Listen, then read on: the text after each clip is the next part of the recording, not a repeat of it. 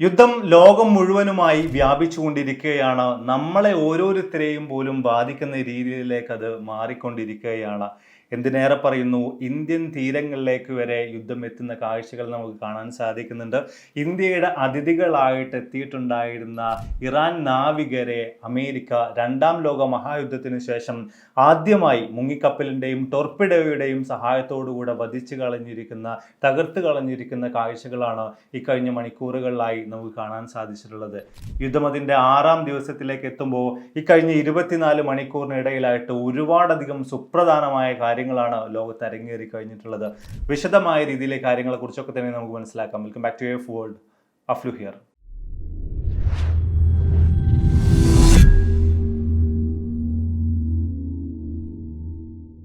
Iran യുദ്ധം അതിൻ്റെ 6ാമത്തെ ദിവസത്തിലേക്ക് എത്തിച്ചേരുമ്പോൾ മൊത്തം മരണസംഖ്യയുടെ കണക്കുകൾ എടുക്കുമ്പോൾ നമുക്ക് കാണാൻ സാധിക്കുന്നത് ഈ 5-6 ദിവസത്തിനുള്ളിൽ തന്നെ 2300-നും 2800-നും ഇടയിൽ ആളുകൾ മരണപ്പെട്ട് കഴിഞ്ഞിട്ടുണ്ട് എന്ന് പറയുന്ന കണക്കുകളാണ്. നമ്മൾ കഴിഞ്ഞ വീഡിയോകളൊക്കെ പരാമർശിച്ചതുപോലെ തന്നെ ഏറ്റവും അധികം മരണങ്ങൾ അതിൽ സംഭവിച്ചു കഴിഞ്ഞിട്ടുള്ളത് ഇറാനിലാണ്. ഇറാനിൽ ഏറെക്കുറെ 1000-ഓളം വരുന്ന സൈനികർ ഇതിനോടകം തന്നെ കൊല ചെയ്യപ്പെട്ട് കഴിഞ്ഞിരിക്കുകയാണ്. 200-ഓളം കുട്ടികളും ഈ കൊല ചെയ്യപ്പെട്ട ആളുകളുടെ കൂട്ടത്തിൽ ഉൾപ്പെടുന്നുണ്ട്. നമ്മൾ ഈ ഒരു വീഡിയോയും വ്യത്യസ്ത ഭാഗങ്ങളാക്കിയിട്ട് തിരിച്ചിട്ട് തന്നെയാണ് ചെയ്യുന്നത്. കുറച്ചുകൂടെ ബെറ്റർ ആയിട്ട് നിങ്ങൾക്ക് ഈസി ആയിട്ട് പറഞ്ഞു തരാൻ വേണ്ടി ഞാൻ ലാപ്ടോപ്പൊക്കെ ഇവിടെ തുറന്നു വെച്ചിട്ടുണ്ട്. നമ്മൾ ആദ്യമായിട്ട് പരിശോധിക്കാൻ പോകുന്നത് ഇസ്രായേലിൻ്റെ ആക്രമണങ്ങളെ കുറിച്ച്, അവരുടെ സ്ട്രാറ്റജിയെ കുറിച്ച് എന്തെല്ലാം കാര്യങ്ങളാണ് ലാസ്റ്റ് 24 മണിക്കൂറിൽ അവർ ചെയ്തിട്ടുള്ള കാര്യങ്ങളെക്കുറിച്ച്, അതിനുശേഷം ഇറാന്റെ അറ്റാക്കുകളെ കുറിച്ച് നമ്മൾ പരാമർശിക്കുന്നുണ്ട്. പിന്നീട് ഇന്ത്യൻ മഹാസമുദ്രത്തിൽ ഇപ്പോൾ സംഭവിച്ചുകൊണ്ടിരിക്കുന്ന, ഇന്ത്യൻ തീരങ്ങളെ വരെ അമേരിക്ക ഉപയോഗിച്ചിരിക്കാം എന്ന രീതിയിൽ വലിയ രീതിയിൽ വാർത്തകൾ പ്രചരിച്ചുകൊണ്ടിരിക്കുന്ന അമേരിക്കയുടെ അന്തർവാഹിനി ഉപയോഗിച്ചുകൊണ്ടുള്ള അറ്റാക്കിനെ കുറിച്ച് വിശദമായ കാര്യങ്ങളെക്കുറിച്ച് നമുക്ക് മനസ്സിലാക്കാം. പിന്നീട് GCC കൺട്രീസിന്റെ നിലവിലെ അവസ്ഥ, എന്തെല്ലാം മാറ്റങ്ങളാണ് അവിടെ സംഭവിച്ചുകൊണ്ടിരിക്കുന്നത്, അങ്ങനെ തുടങ്ങി എല്ലാ കാര്യങ്ങളും വിശദമായി തന്നെ നമുക്ക് നോക്കാം. അപ്പോൾ നമ്മുടെ ആദ്യത്തെ വിഷയത്തിലേക്ക് വരാം. ഇസ്രായേൽ നടത്തിയിട്ടുള്ള അറ്റാക്കുകളെ കുറിച്ച് നമ്മൾ പരിശോധിക്കുകയാണെങ്കിൽ, ഇസ്രായേലും US-ഉം സംയുക്തമായിട്ടുള്ള ഒരു സ്ട്രാറ്റജി നമ്മൾ പരിശോധിക്കുമ്പോൾ അതെപ്പോഴും തന്ത്രപരമായിട്ടുള്ള കേന്ദ്രങ്ങളെ ആദ്യം തന്നെ അറ്റാക്ക് ചെയ്യുന്ന രീതിയാണ് അവർ ഇപ്പോൾ പിന്തുടരുന്നത് എന്ന കാര്യം നമുക്ക് കൃത്യമായിട്ട് മനസ്സിലാക്കാൻ വേണ്ടി സാധിക്കുന്നുണ്ട്. ലാസ്റ്റ് 24 മണിക്കൂറിൽ തന്നെ 1200-ലധികം വരുന്ന യുദ്ധോപകരണങ്ങൾ ഉപയോഗിച്ചുകൊണ്ട് 400-ലധികം വേവുകളായിട്ടുള്ള അറ്റാക്കുകൾ അവർ ഇറാനിലകത്തും അതുപോലെ തന്നെ ലെബനനിലും മറ്റൊക്കെ ആയിട്ട് നടത്തി കഴിഞ്ഞിരിക്കുകയാണ്. ഇവിടെ ഈ ഇറാന്റെ കാര്യത്തിൽ തന്നെ പരിശോധിക്കുകയാണെങ്കിൽ ഒരു ഇന്റേണൽ സ്റ്റെബിലിറ്റി നിലനിർത്തുന്ന പല ഹെഡ് ക്വാർട്ടേഴ്സുകളും പല ഇൻസ്റ്റിറ്റ്യൂഷൻസും ഒക്കെ ഉണ്ടാവുമല്ലോ. അതിനൊക്കെയാണ് ആദ്യം തന്നെ ഇവർ ടാർഗറ്റ് ചെയ്തിട്ട് ഇപ്പോൾ അറ്റാക്ക് ചെയ്തുകൊണ്ടിരിക്കുന്നത്. അതിൻ്റെ ഭാഗമായിട്ട് ടെഹ്റാനിലെ മിസൈൽ നിർമ്മാണ കേന്ദ്രമായിട്ടുള്ള കോജർ കോംപ്ലക്സ് പൂർണ്ണമായിട്ടും തകർത്ത് കഴിഞ്ഞിരിക്കുന്നു. അതുപോലെ സൈബർ പോലീസിന്റെ ആസ്ഥാനം, ഫത്ത എന്ന് പറയുന്ന സൈബർ പോലീസിന്റെ ആസ്ഥാനം അവർ തകർത്ത് കഴിഞ്ഞിരിക്കുകയാണ്. ഇതോടുകൂടെ തന്നെ ഒരു ഓൺലൈൻ സർവൈലൻസ് കൃത്യമായിട്ട് നടത്താൻ കഴിയാത്തൊരവസ്ഥയിലേക്ക് ഇറാൻ എത്തിച്ചേരുന്നുണ്ട്. ഇറാനിലെ ഇന്റർനെറ്റ് ഉപയോഗത്തെയൊക്കെ തന്നെയും വലിയ രീതിയിൽ ഇത് ബാധിക്കുന്നുണ്ട്. വെറും 1% വരെ മാത്രമേ ഇന്റർനെറ്റ് ഉപയോഗിക്കാൻ ഇതിനോടകം സാധിക്കുന്നുള്ളൂ എന്ന രീതിയിലുള്ള വാർത്തകൾ അവിടെ നിന്ന് പുറത്തു വന്നുകൊണ്ടിരിക്കുന്നുണ്ട്. അതുപോലെ തന്നെ മറ്റൊരു വാർത്ത എന്ന് പറയുന്നത് പ്രധാനമായിട്ടുള്ള ബാസിജ് കേന്ദ്രങ്ങളെ ഇസ്രായേൽ തകർത്തെറിഞ്ഞു കഴിഞ്ഞിരിക്കുന്നു എന്നൊരു കാര്യമാണ്. ഈ ബാസിജ് എന്ന് പറയുന്ന 2ാമത്തെയും 8ാമത്തെയും 14ാമത്തെയും മുനിസിപ്പാലിറ്റികളിലുള്ള ബാസിജ് സൈനിക കേന്ദ്രങ്ങൾ വലിയ രീതിയിൽ തന്നെ ഈ ഡൊമസ്റ്റിക് പ്രൊട്ടസ്റ്റുകളെ സപ്രസ് ചെയ്യുന്ന കാര്യത്തിലും ക്യാപിറ്റൽ സെക്യൂരിറ്റി മെയിൻറ്റെയിൻ ചെയ്യുന്ന കാര്യത്തിലും ഒക്കെ തന്നെ സുപ്രധാന പങ്ക് വഹിച്ചിട്ടുണ്ടായിരുന്ന സൈനിക കേന്ദ്രങ്ങളായിരുന്നു.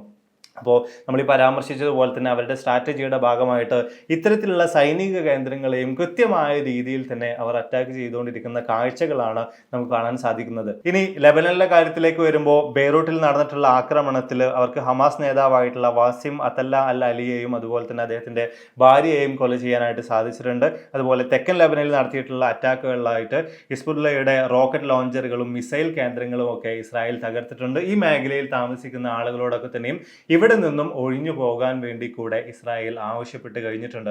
ഇനി ഇറാൻ പക്ഷത്തേക്ക് വരുമ്പോൾ അവസാനത്തെ 24 മണിക്കൂറിൽ 90-ഓളം മിസൈലുകളും ഡ്രോണുകളും ഒക്കെ ഉപയോഗിച്ചിട്ടുള്ള ശക്തമായ രീതിയിലുള്ള അറ്റാക്കുകൾ അവരും നടത്തിയിട്ടുണ്ടായിരുന്നു.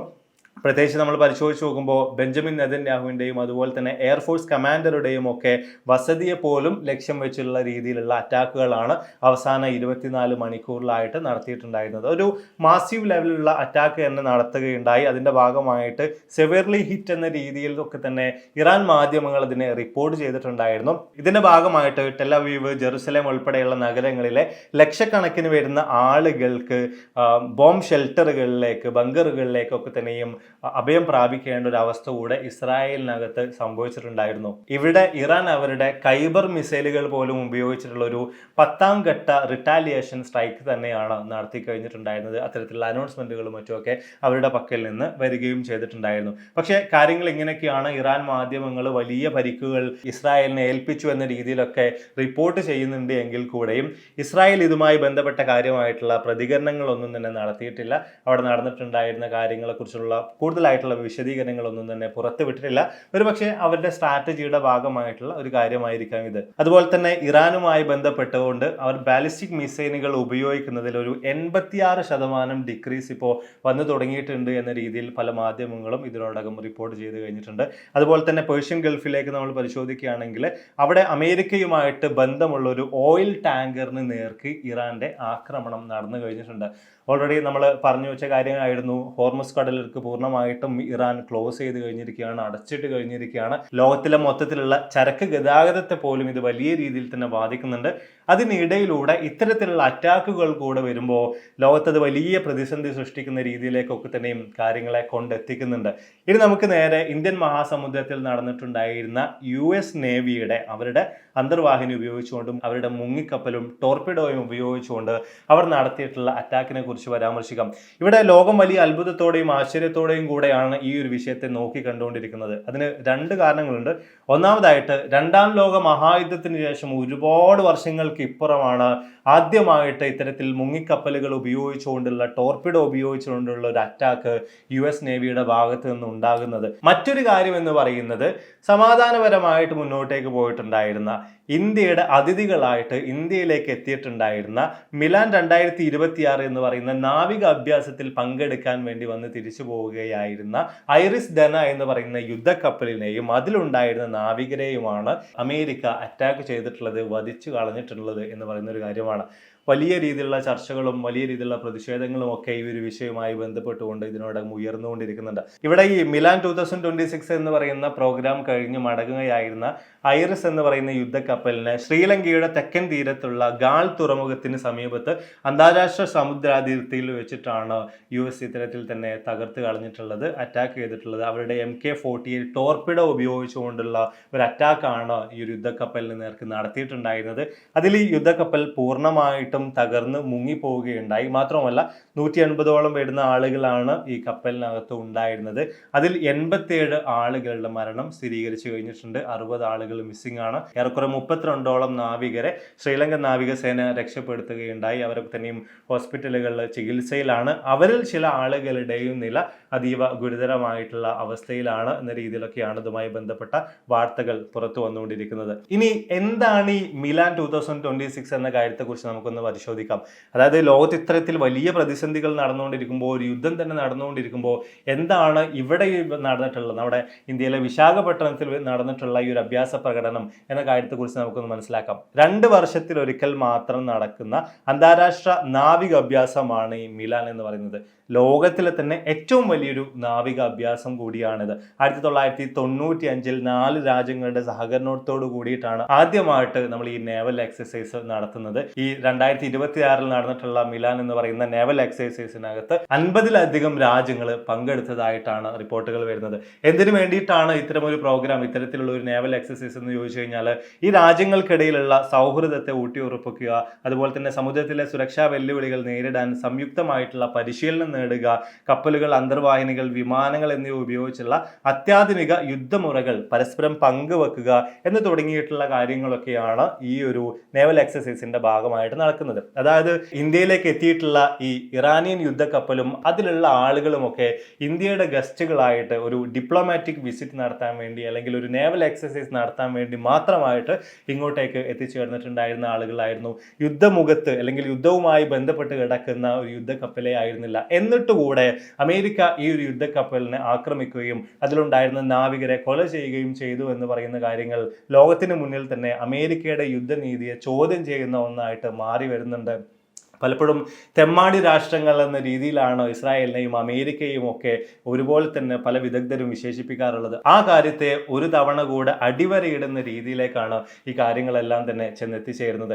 ഇവിടെ ഇതുമായി ബന്ധപ്പെട്ടുകൊണ്ട് ഉയർന്നു വന്നിട്ടുണ്ടായിരുന്ന മറ്റൊരു സുപ്രധാനമായിട്ടുള്ള കാര്യം, ഇത്തരമൊരു അറ്റാക്കിന് വേണ്ടിയിട്ട് ഇന്ത്യൻ തീരങ്ങളെ വരെ അമേരിക്ക ഉപയോഗിച്ചു എന്ന് പറയുന്ന വാർത്തയാണ്.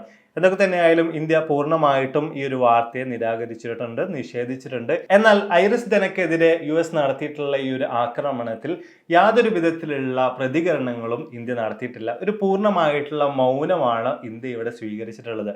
അതിന്റെ കാരണങ്ങൾ നമ്മൾ പരിശോധിക്കുകയാണെങ്കിൽ ഇറാനും US ഒരുപോലെ തന്നെ ഇന്ത്യക്ക് വേണ്ടപ്പെട്ട രണ്ട് രാജ്യങ്ങൾ തന്നെയാണ്. പെട്ടെന്നൊരു അഭിപ്രായം ഈ ഒരു കാര്യത്തിൽ ഉന്നയിച്ചുകൊണ്ട് യുദ്ധത്തിന്റെ ഭാഗമായിട്ട് മാറണ്ട എന്നൊരു നിലപാട് കൊണ്ടായിരിക്കാം ഇന്ത്യ ഇപ്പോൾ ഇങ്ങനെ ഒരു മൗനം സ്വീകരിച്ചിട്ടുള്ളത്. ഇവിടെ ഈ ഒരു വിഷയവുമായി ബന്ധപ്പെട്ടുകൊണ്ട് പെന്റഗൺ പ്രതികരിക്കുന്നത് ഒരു പ്രതികാര ആക്രമണങ്ങളിൽ ഈ യുദ്ധക്കപ്പൽ ഏർപ്പെടുന്നതിന് തടയുന്നതിന് വേണ്ടിയിട്ടാണ് ഞങ്ങൾ ഇത്തരത്തിൽ തന്നെ ഒരു ആക്രമണം യുദ്ധക്കപ്പലിന് നേർക്ക് നടത്തിയിട്ടുള്ളത്, അതിനെ പൂർണ്ണമായിട്ടും തകർത്ത് കളഞ്ഞിട്ടുള്ളത് എന്ന രീതിയിലാണ്.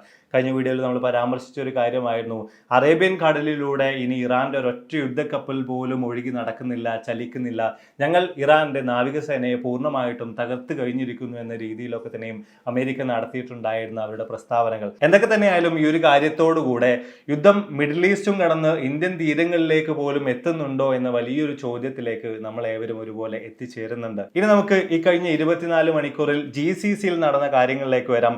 സൗദി അറേബ്യയെ സംബന്ധിച്ചിടത്തോളം അവരുടെ റാസ് തനൂറ റിഫൈനറിക്ക് നേർക്ക് ശക്തമായിട്ടുള്ള ഇറാൻ ആക്രമണം നടന്നിട്ടുണ്ട്. UAEയുടെ കാര്യത്തിലേക്ക് വരുമ്പോൾ ഫുജൈറയിലെ ഓയിൽ ഡിപ്പോയ്ക്ക് നേർക്കും ശക്തമായ മിസൈൽ ഡ്രോൺ ആക്രമണങ്ങൾ നടന്നു കഴിഞ്ഞിരിക്കുകയാണ്. ഖത്തറിലെ അൽ ഉബൈദ എന്ന് പറയുന്ന അമേരിക്കൻ വ്യോമയാന താവളത്തിന് നേർക്കും ഇറാൻ ആക്രമണം അഴിച്ചുവിട്ടിട്ടുണ്ട്. മാത്രമല്ല ഗൾഫ് കൺട്രീസിന്റെ കാര്യത്തിൽ അവിടുത്തെ വിമാന സർവീസുകൾ ഇപ്പോഴും വലിയ രീതിയിൽ തന്നെ ഇതുമായി ബന്ധപ്പെട്ടുകൊണ്ട് പ്രശ്നങ്ങൾ നേരിടുന്ന അവസ്ഥയിലാണുള്ളത്. ഒരു ഭാഗികമായിട്ട് മാത്രമേ പല വിമാന സർവീസുകളും GCC കൺട്രീസിൽ ഇപ്പോൾ നടന്നു വരുന്നുള്ളൂ. പല വിമാന കമ്പനികളും അവരുടെ സർവീസുകൾ പൂർണ്ണമായിട്ടും റദ്ദാക്കുന്ന, നിർത്തലാക്കുന്ന സാഹചര്യമാണ് GCCയിൽ നിന്ന് നമുക്ക് കാണാൻ സാധിക്കുന്നത്. ഇതോടൊപ്പം തന്നെ എടുത്തു പറയേണ്ട മറ്റൊരു കാര്യമാണ്, പല പ്രമുഖരായിട്ടുള്ള ഇൻഷുറൻസ് കമ്പനികളും മാർച്ച് 5-ാം തീയതി അഥവാ ഇന്ന് മുതൽക്ക് വാർ റിസ്ക് എന്ന് പറയുന്ന പരിരക്ഷ, ഇൻഷുറൻസ് പരിരക്ഷ പൂർണ്ണമായിട്ടും എടുത്ത് ഒഴിവാക്കി കഴിഞ്ഞിരിക്കുന്നു എന്ന് പറയുന്ന കാര്യം. അതായത് ഇനി അങ്ങോട്ട് ഈ യുദ്ധവുമായി ബന്ധപ്പെട്ടുകൊണ്ട് കാർഗോ ഷിപ്പുകൾക്കും മറ്റുമൊക്കെ വലിയ പരിക്കുകൾ സംഭവിച്ചു കഴിഞ്ഞാൽ, വലിയ നാശനഷ്ടങ്ങൾ സംഭവിച്ചു കഴിഞ്ഞാൽ അതൊരിക്കലും ഈ വാർ റിസ്ക് പരിരക്ഷയുടെ ഭാഗമാക്കിക്കൊണ്ട് അതിൽ നിന്നുമുള്ള ഇൻഷുറൻസ് ക്ലെയിം ഒന്നും തന്നെ നേടിയെടുക്കാനായിട്ട് സാധിക്കുന്നതല്ല. സോ ഇത്തരം ഒരു കാര്യം കൂടെ വരുന്നതോട് കൂടിയിട്ട് ഗ്ലോബലിയുള്ള ചരക്ക് ഗതാഗതത്തെ പിന്നെയും ഒരു പടി മുകളിലായിട്ട് ബാധിക്കുന്ന രീതിയിലേക്ക് യുദ്ധം മാറി വരുന്ന കാഴ്ചകൾ തന്നെയാണ് നമുക്ക് കാണാൻ സാധിക്കുന്നത്. വീഡിയോയുടെ തുടക്കത്തിൽ ഞാൻ പറഞ്ഞു വെച്ച രീതിയിൽ തന്നെ യുദ്ധം നമ്മളെ ഓരോരുത്തരെയും ബാധിക്കുന്ന രീതിയിലേക്ക്, നമ്മളുടെ അടുത്ത മേഖലയിലേക്ക് പോലും അതിൻ്റെ പ്രത്യാഘാതങ്ങൾ ഉണ്ടാകുന്ന രീതിയിലേക്ക് എത്തുന്ന കാഴ്ചകൾ തന്നെയാണ് ഇതിൽ നിന്നൊക്കെ തന്നെയും നമുക്ക് കാണാനും മനസ്സിലാക്കാനും സാധിക്കുന്നത്. അപ്പം എന്തായാലും നമ്മൾ വീഡിയോസോടെ വൈൻഡപ്പ് ചെയ്യാണ്.